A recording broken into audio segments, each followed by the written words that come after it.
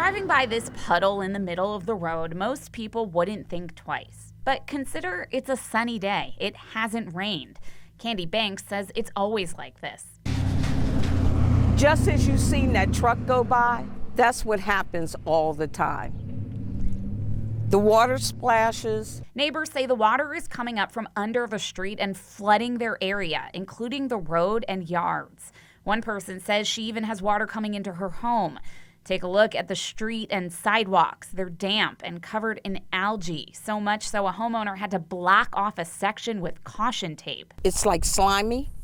It's laying there, and you don't want anybody to fall. The people living on Gemstone Way in southwest Memphis say they've tried to get help. You can see crews even drilled holes into the road, but they never followed up. And I've contacted MLGW. Dave came up. Nothing seems, it's not their problem. After contacting them, we contacted the city. So the city came out. It's not their problem. A pipe's not busted. Well, it's somebody's problem. We need to take it a little further.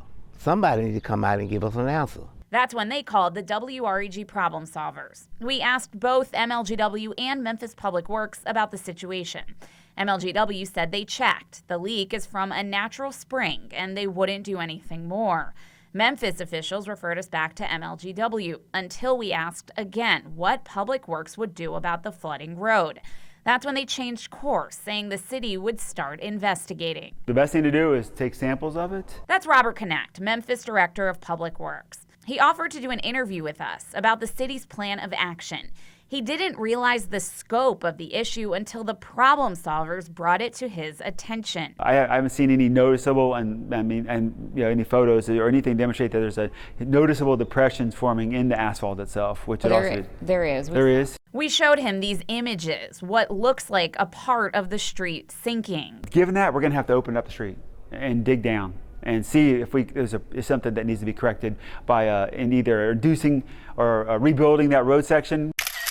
Days after our interview, neighbors sent us these pictures showing how city crews had come out to start looking under the road. They say crews located so much water, they compared it to a river. We need some solutions to the problems that we're having up here.